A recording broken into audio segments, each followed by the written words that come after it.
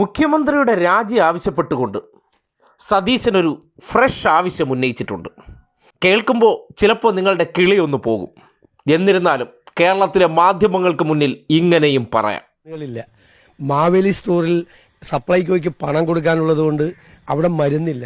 അതെ, സിവിൽ സപ്ലൈസിന് കാശ് കൊടുക്കാത്തത് കൊണ്ട് മാവേലി സ്റ്റോറിൽ മരുന്നില്ല.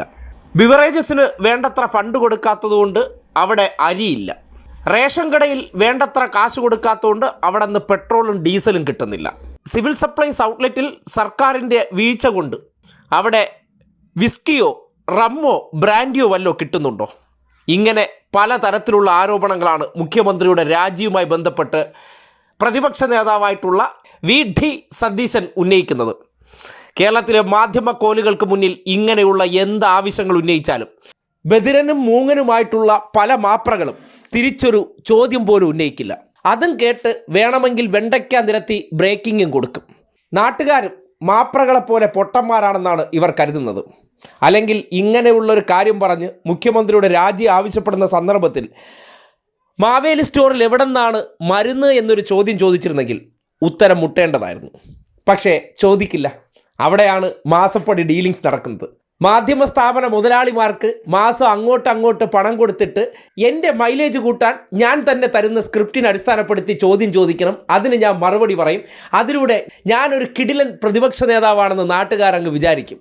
കേരളത്തിലെ ജനങ്ങൾ ഈ മാസപ്പടി പറ്റി കൂലിയെഴുത്തിനിരിക്കുന്ന മാപ്രകളുടെ അതേ ബുദ്ധിയോ അല്ലെങ്കിൽ അതേ തലച്ചോറുള്ളവരല്ലല്ലോ.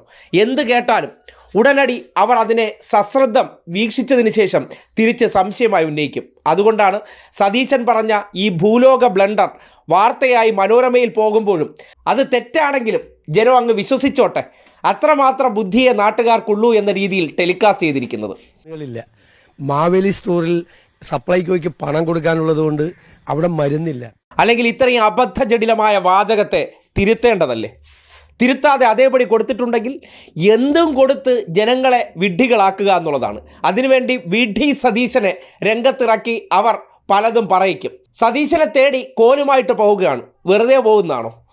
അങ്ങോട്ടേക്ക് കൊടുത്ത പണത്തിന് തിരിച്ച് പ്രത്യുപകാരം വേണ്ടേ? അതുകൊണ്ട് കൃത്യമായിട്ട് സർക്കാരിനെ പുലഭ്യം പറയാൻ പുട്ടിയിട്ട് സതീശൻ റെഡിയായിരിക്കും. എന്നിട്ട് സതീശൻ എഴുതി കൊടുത്ത വിഡ്ഢി ചോദ്യങ്ങൾ വി.ഡി. സതീശനോട് തന്നെ അങ്ങ് ചോദിക്കും.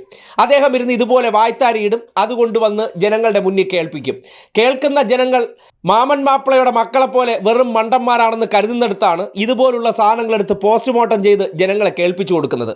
അവർ വിലയിരുത്തട്ടെ എന്ത് തരം വിഡ്ഢിത്തവും ഇവിടുത്തെ മാപ്ര കോലിന് മുന്നിൽ പ്രതിപക്ഷത്തിൻ്റെ നേതാക്കന്മാർ പറഞ്ഞാൽ തിരിച്ച് ചോദ്യമില്ല. അതെല്ലാം ശരിയെന്നുള്ള രീതിയിൽ ഇതുപോലെ ടെലികാസ്റ്റ് ചെയ്ത് ജനങ്ങളുടെ മുന്നിലേക്ക് എത്തിക്കുന്നുണ്ടെങ്കിൽ എന്താണ് കേരളത്തിലെ മാധ്യമങ്ങളുടെ ഇപ്പോഴത്തെ ജോലി എന്ന് നിങ്ങൾക്ക് തന്നെ സ്വയം അവലോകനം ചെയ്യാൻ പറ്റിയ അവസരമാണെന്ന് ഈ ഉദാഹരണം തെളിയിക്കുന്നുണ്ട്.